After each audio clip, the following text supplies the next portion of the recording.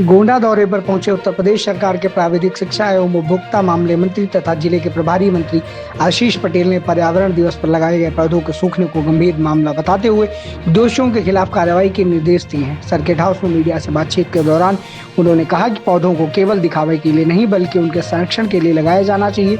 उन्होंने इसे पौधा की हत्या जैसे मामला बताते हुए वन विभाग के अधिकारियों को जिम्मेदारी तय करने के निर्देश दिए। प्रभारी मंत्री ने कहा कि पौधों की देखभाल, सिंचाई, खाद और सुरक्षा की उचित व्यवस्था करना सभी की जिम्मेदारी है, क्योंकि प्रकृति और पर्यावरण से ही मानव जीवन सुरक्षित है।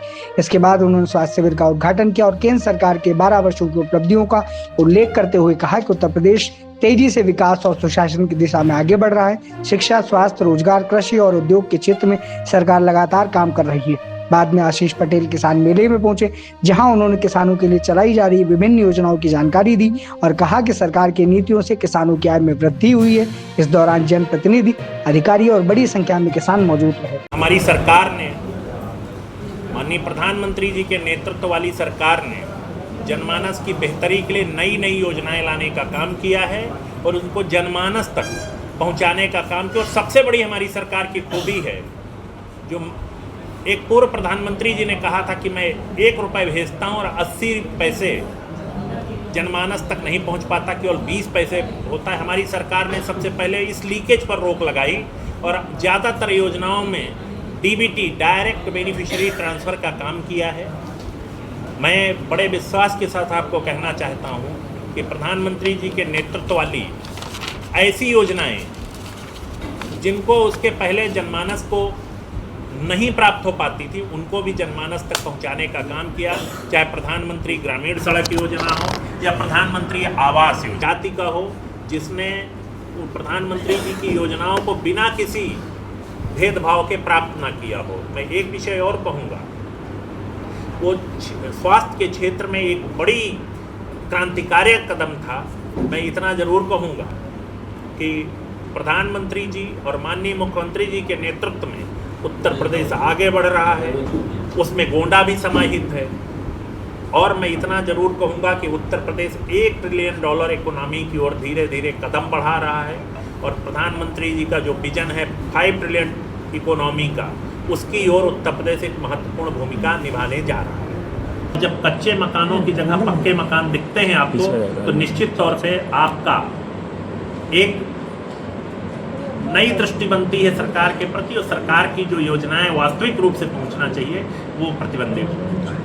मंत्री, ज्वलंत मुद्दा, हमारी सरकार बेरोजगारों के लिए हर प्रकार का काम कर रही हो, चाहे उनका स्किल डेवलपमेंट हो, सरकारी नौकरी हो, प्राइवेट क्षेत्र में स्टार्टअप चलाने के लिए काम कर रही है। तो निश्चित तौर पे हमारी सरकार ने जनमानस के लिए इस क्षेत्र में, रोजगार के क्षेत्र में बहुत सारे काम किए। अच्छा, मुख्यमंत्री जी ऐसे लोगों को छोड़ते नहीं कि आज जांच तय कर दी गई है, जो भी दोषी होगा उसके विरुद्ध कड़ी कार्रवाई।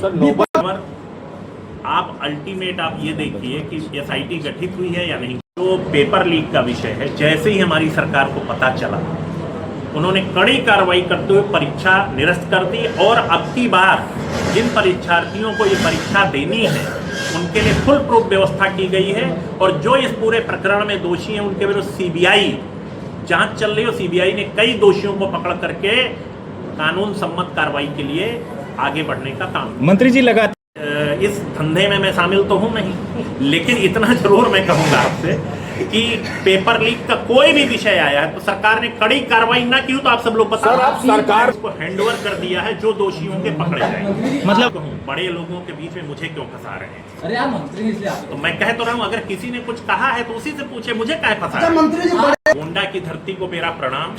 और मैं इतना जरूर कहूंगा कि बड़े लोगों के बीच में मुझे मत फंसाया करिए। मैं तो छोटी बेटी समान है, इससे बड़ा क्या आपको चाहिए?